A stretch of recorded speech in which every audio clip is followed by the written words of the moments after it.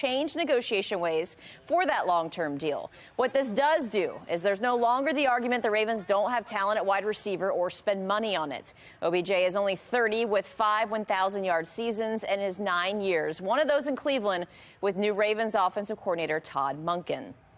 Ravens GM Eric DeCosta, after kind of slamming that wide receivers room that he's built, changed it this offseason. Odell Beckham Jr., we'll see if he's a true number one, but he's the only Raven with 1,000-yard season on the roster. Nelson Aguilar signed last month. A healthy Rashad Bateman could have a breakout season, and they've got Devin Duvernay, also a return specialist. We know she'll hear her name, but will Maryland's Diamond Miller hear it in the top 3 in the WNBA draft? That is tonight when Sports Unlimited continues. We're looking at a rising trend over the next few days, and by Friday that ends. We're looking at temperatures reaching the mid-80s. We'll have a mix of sunshine and clouds.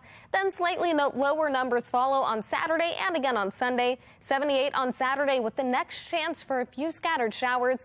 We have the chance for more rain on Sunday with high temperatures around 80. And it looks like as we head into the work week, we could have more rain and cooler temperatures. I'll let you know what you can expect coming up in about 20 minutes. Back to you. Jasmine, thank you. You can put the power of the Weather Authority Storm Center in your hands. Download the free WBFF Weather Authority app for your smartphone. Use our powerful Doppler radar to follow storms to your street. Go to your app store and search WBFF to get started. Coming up on Fox 45 News at 6 o'clock, chaos at the Inner Harbor in Baltimore, what we know about last night's shooting, and the mayor's new curfew. And what has the Maryland state legislature done to address crime? We look into whether there'll be any more movement on public safety bills.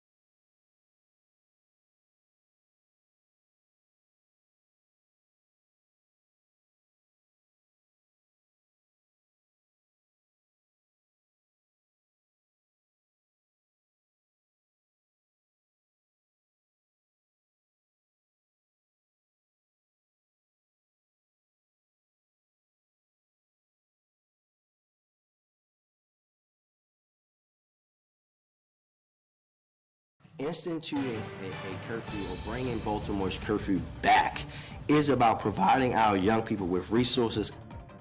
After a shooting and fights at the Inner Harbor, the curfew is coming back. But who will enforce it and how? Fox 45 News takes a closer look and talks to the people who previously imposed it.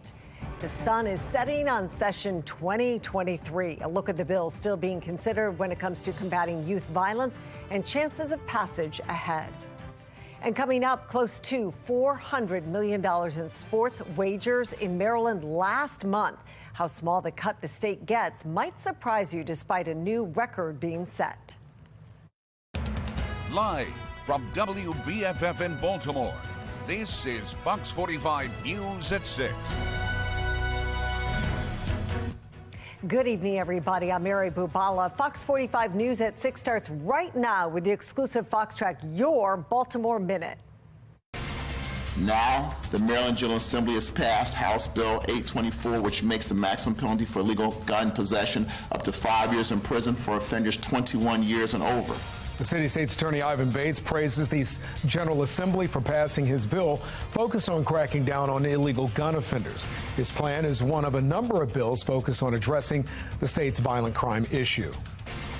Descending on the Inner Harbor right around the time a 14 and 16-year-old were shot, one of them left in critical condition. We're seeing this trend of young people who are the ones that are losing their lives or becoming victims of gun violence. These simple, senseless acts of violence in our city have to stop. The citywide curfew set to start Memorial Day weekend would ban those under the age of 14 from being outside after 9 p.m. and those under 17 from being outside after 11 p.m.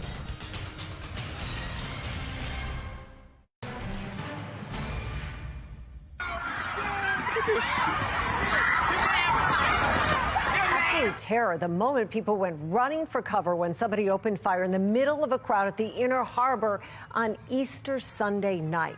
2 teens are in the hospital recovering, but the major development now is police are not sure if any of the young people picked up last night is the actual shooter, who may still be at large. We have team coverage of this developing story. Rebecca Pryor looking at curfew. The curfew Mayor Brandon Scott is pledging to enforce after years of inaction. Mackenzie Frost with the flurry of activity in Annapolis as we count down to the end of the legislative session at midnight. But first, Alexa Ashwell with the latest twist in the investigation at the Inner Harbor. We now know the 2 teens who police say were taken into custody shortly after this double shooting are 16 and 17 years old.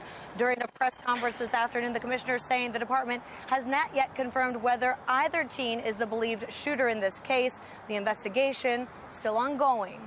We want to share with you video from a viewer which shows shortly after the shooting on East Pratt Street at the Inner Harbor last night. According to BPD, officers had just taken a 15-year-old into custody for fighting when someone opened fire within the large crowd of young people. 2 teens, both males, ages 14 and 16, were shot. Both are expected to survive. Specifically, investigators say the 14-year-old who was shot in the back has now been upgraded from critical to serious condition. Shortly after the shooting, 2 teens, both males, were arrested. According to police, a 17-year-old male who had fled the scene on a dirt bike and was arrested in the police headquarters parking garage, and a 16-year-old who investigators say matched a description provided to officers and had a gun. Through our investigative process, we now know that the 17-year-old found in the police garage on a dirt bike did not have a weapon as previously believed. The 16-year-old found at Pratt and Light Street did have a polymer 80 ghost gun as reported last night. Neither of the arrested suspects have been confirmed as persons of interest or suspect in the actual shooting. I asked police. We're told the 16-year-old is still in custody. Again, according to investigators, he was found to be in possession of a handgun. So we have 3 teens in total who have been arrested, the 2 following this double shooting, and the 15-year-old who investigators say was involved in that fight. We're told he has been charged with assault. Reporting outside police headquarters, Alexa Ashwell, Fox 45 News. Well, the mayor is now pledging to enforce the city's long-standing curfew for juveniles, something he had resisted during last summer's crime spike. Fox 45's Rebecca Pryor continues our team coverage with a look at the curfew and who could be held responsible for repeat offenses. Yeah, still a lot of details up in the air here, despite there being a curfew on the books in Baltimore for about 20 years now. It hasn't always been applied. Today, Mayor Brandon Scott saying amid an uptick in youth violence, now is the time to bring that curfew back. However, it's still unclear how exactly he plans to enforce this new policy. Baltimore City's on-again, off-again youth curfew will soon be back in effect following a week of unruly crowds and back-to-back brawls. descending on the Inner Harbor right around the time a 14 and 16-year-old were shot, one of them left in critical condition. We're seeing this trend of young people who are the ones that are losing their lives or becoming victims of gun violence. These simple, senseless acts of violence in our city have to stop. The citywide curfew set to start Memorial Day weekend would ban those under the age of 14 from being outside after 9 p.m. and those under 17 from being outside after 11 p.m. But despite promises the policy will be strictly enforced, it's still not clear how exactly that will happen. Who will be doing the enforcement? Is it going to be police officers? And then again, are they going to be taking them to the rec centers at all hours, or will they be taking them home? So I won't get into the details of when we would take a young person home.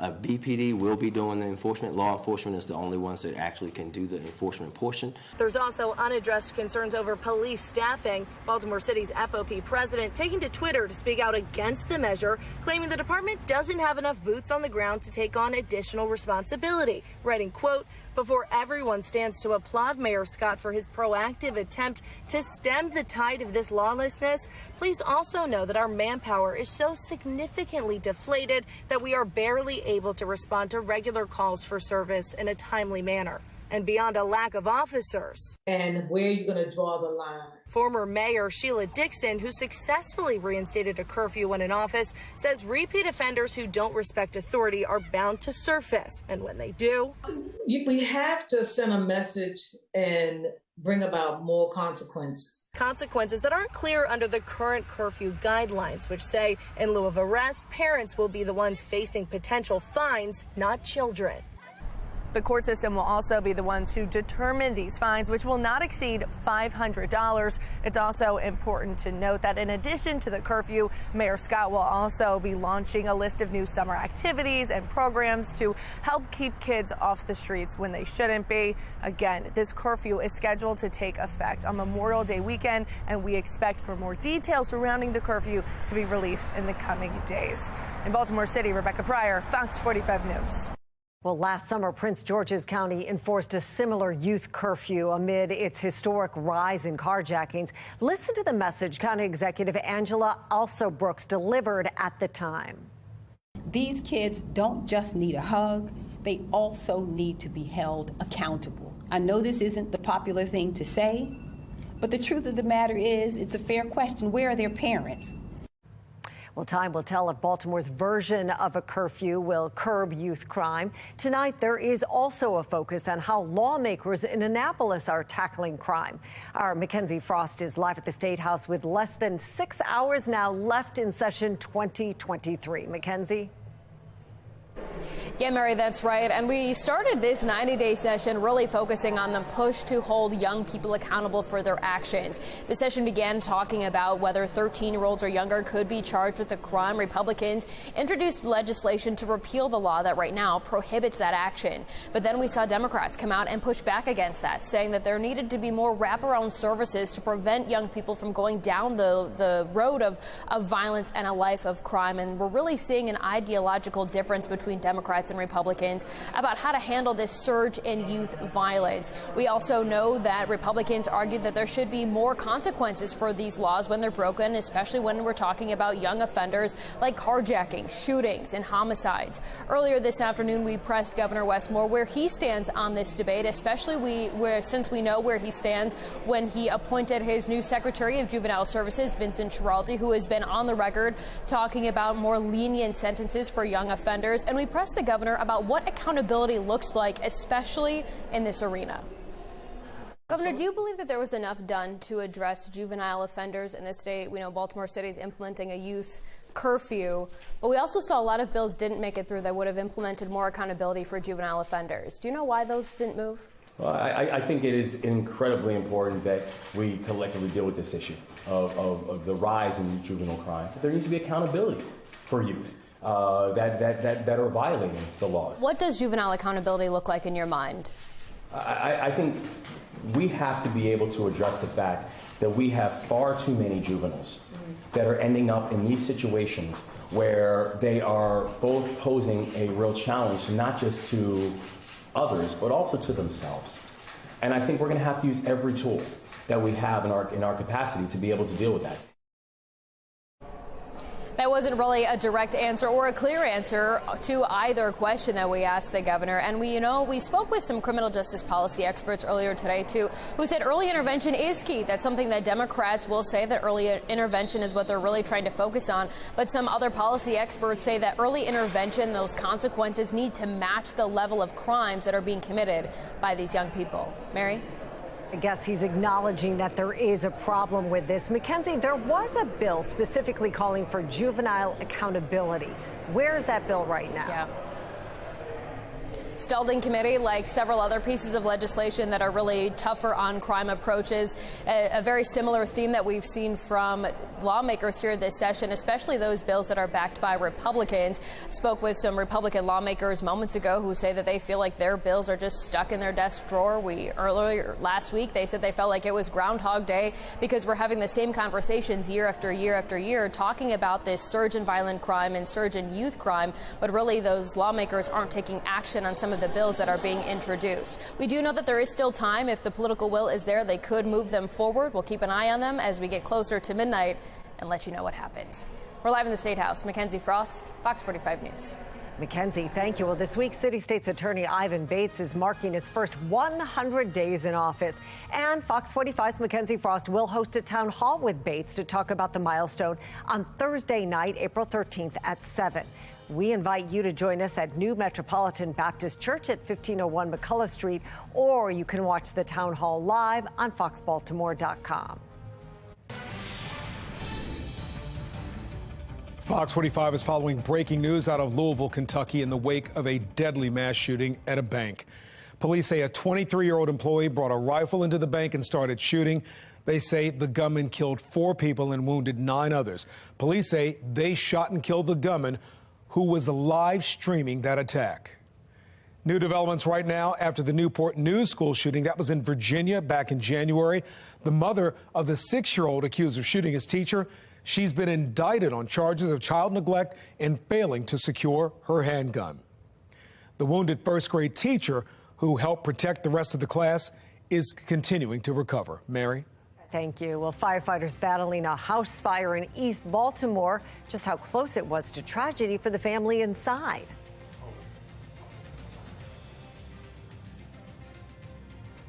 And we're getting ready for a cooler evening as temperatures go from the 60s to the 40s. I'll let you know how cool it gets overnight and when to expect the next warm up in my full forecast.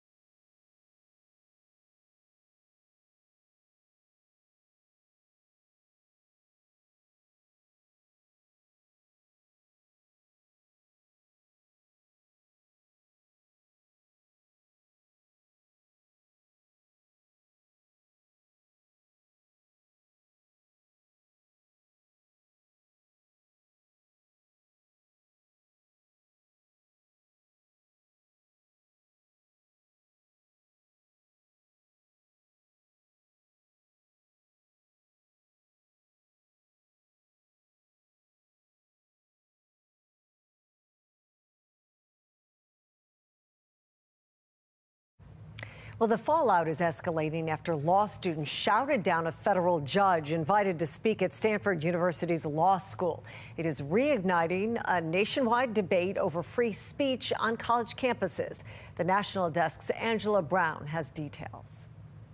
So you've invited me to speak here, and I'm being heckled nonstop. It could have been a friendly crowd. Federal Judge Kyle Duncan, a Trump appointee, invited to speak at Stanford's chapter of the Federalist Society. And I'm just asking for an administrator to sign Instead, heckled by protesters. The school did release a public apology, and they said that all students on campus would have to take part in a half-day learning lesson about freedom of speech on campus. Backlash kept growing.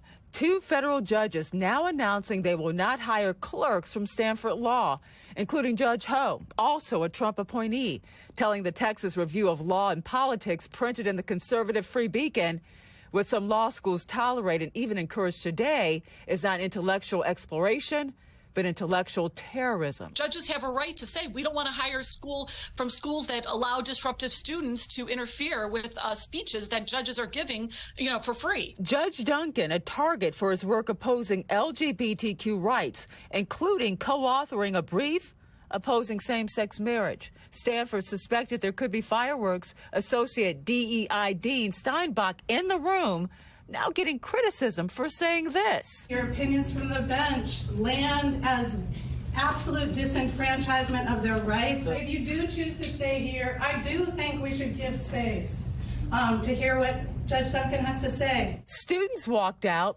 Duncan didn't stay. Steinbach on leave. Later, Steinbach admitting to the New York Times, in hindsight, did not get the balance right. In Washington, D.C., I'm Angela Brown. Well, here's our look at today's top trending stories. Number 1, a massive fire near McElderley Park forced a family out just in time. This is along East Monument Street, where firefighters had to call in reinforcements to knock down the fire in the 3-story home. We are told it spread to neighboring homes, but thankfully no reports of injuries. Number 2, gas prices up more than 10 cents in just the past week, according to the Baltimore area. In the Baltimore area, according to Gas Buddy, the average price is now more than $3.50 per gallon for regular in the city. Across the state, the cheapest gallon Gas Buddy's survey found was still over $3. Gas prices typically rise in the summer, so this trend is not expected to reverse. Number 3, March Madness was certainly a boost for Maryland when it comes to sports wagering. The state collected just over, over $5.3 million from mobile and in-person sports books. That is almost 90% more than the previous record high in February. Almost $386 million in bets were placed last month.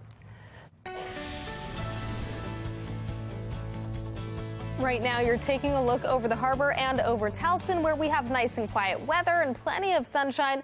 And then on the HD radar, there's not too much happening. It's nice and quiet, but we have a weather maker coming later this week, and that's what's going to bring the next chance for showers. So you have a few more days to enjoy the nice and warm weather and the dry weather, too.